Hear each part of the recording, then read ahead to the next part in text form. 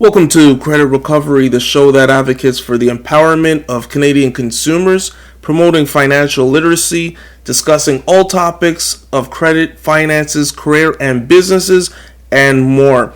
I'm Kevin Hodge. Today we're talking about disputes versus paralegal-backed audit. So we want to jump right into this. Hey, it's Kevin. In this video, I want to share with you two huge credit secrets that make up 65% of your credit score. The first one is credit utilization, which makes up 30%, and the second one is your payment history, which makes up 35%. So that's huge chunks of your credit score, and what we want to do today is show you ways that you can improve and take you through actionable steps that you can see results in the next 48 hours. The first one, in terms of credit utilization, really it means the amount that you've used your credit. So if you have cards and you've maxed them out, that means that's high utilization. Or if you had cards that you've had some money on, then it's a lower utilization. Now what you want to do is you want to keep it down below 30%. The lower you utilized it, it shows lenders, yes, I have credit, but I don't need it that much. And they're actually willing to extend more credit on that basis. So it's kind of backwards, but those are the facts, and that's the algorithms that they use to determine who they're going to extend credit to. So now the facts that if you maxed out your cards and you just don't have the money in the bank to pay down these account balances, then there's two other strategies that you can use. Of course, top one is if you did have the money, simply pay down these cards and then you'll see an improvement on your credit score. But let's just say you've maxed it out, and the reason you maxed it out is because you needed credit. And now you don't have any funds in the bank to pay down the cards to improve your utilization rate, which in turn improves your score. So here's what you want to do is that you want to contact the creditors that you had the longest history with, the old credit card accounts. Ask them for a credit extension.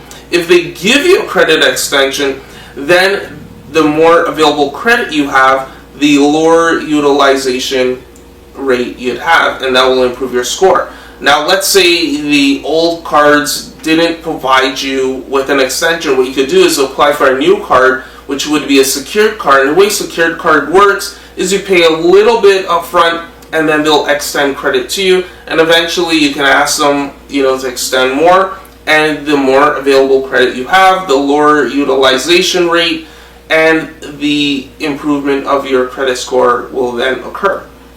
The second thing is payment history. Let's now say that there was some missed payment histories. If there wasn't too many slips, what you could do is you contact your creditor, get them on the phone and say, you want to speak about your account, follow up with a letter, and we call this letter, it's a very specific letter, it's called a goodwill delete.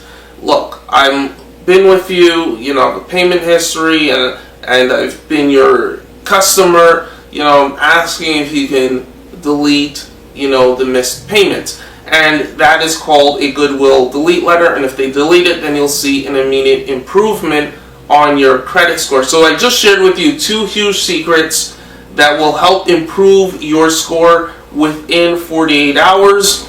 If you have any questions, leave them in the comments below so that the community can benefit as well.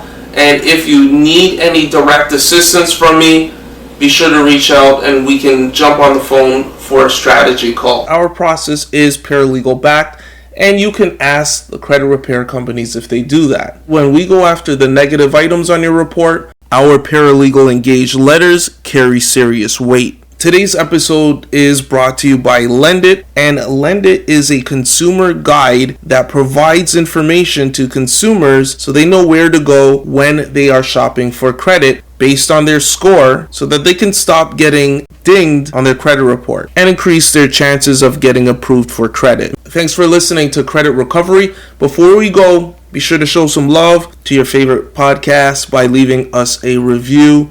Stay tuned next week for our next episode. Thanks for tuning in.